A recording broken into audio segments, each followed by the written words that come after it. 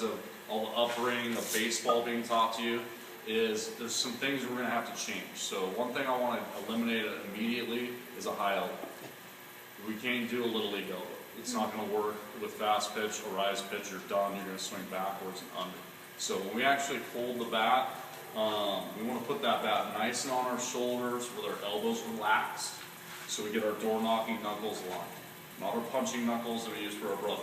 So make sure those door knocking knuckles are aligned. The other thing I notice a lot at your level is a lot of you hold the bat in palms. That's why your hands sting when you hit it. That's why a lot of you chicken wing when you hit it. And that's why a lot of you stop the bat when you hit it. So make sure it's all the way in the fingers or rolled into the hand. Best way to check that is just in between each hit, look down on your feet. The other thing I see at your level is a lot of duck feet. So when we have duck feet like that, all our weight's in our heels, and we can't use our lower half with the swing. So we start swinging all arms. So make sure we have our toes forward. If anything, a little pinched in's okay too. We want to bend our knees and our hips a little bit. We want to have a little bit of inner thigh tension. What that's going to do is put that weight a little more to the inner toes. So when we're on our inner toes, we're a lot quicker when we pivot. The other thing from baseball we're going to eliminate, and the person who actually said it, I wish I could punch him in the mouth, is squash the bug. It's the worst saying in the history of sports. Squashing the bug does not happen. So when you squash a bug, you're on the ball of your foot spinning out, you're sinking, and you have nothing coming into the ball. If you watch the best pivots in the world, even at the high level softball, some of these gals are actually getting that back leg off the ground. So there's no spinning of the foot. So instead, we're going to use the word pivot. And where a pivot starts from is your inner knee starts driving towards your front knee. If you'll notice, that's starting to get my back hip into the ball, and the only toe I'm actually pivoting on right now is my big inner toe. I'm a lot stronger there, and I'm a lot more powerful and braced. So when we spin that heel out, our front hip blows out, and we're in trouble because we're kind of sinking and our chest goes forward. So when you're working on your pivot today, really think that inner knee starts it. Almost like you're trying to bang that into our front one.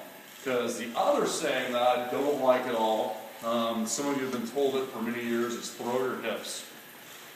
How many of you have been told throw your hips? How many on the next pitch did you actually chop the ball right off the plate? So when you throw your hips, your hands drag through the hitting zone. Because a lot of us use our brain to cheat a little bit. So when we think throw our hips, this front hip blows out, and this back hip has nowhere to go. So it's the inner knee, notice my hip staying more neutral. That starts getting the back hip into it, and now my front leg firms out at contact. So that's a lot to cover. Think pivot. Pivot starts on the inner knee. We're using our legs to throw our hands on top of that softball. So to start, back to easy basics, toes forward, knees bent, no closed stances or open stances. Stay neutral, little pinch in with the knees, line up your knuckles on your shoulder. When you get these hands back, relax your elbows.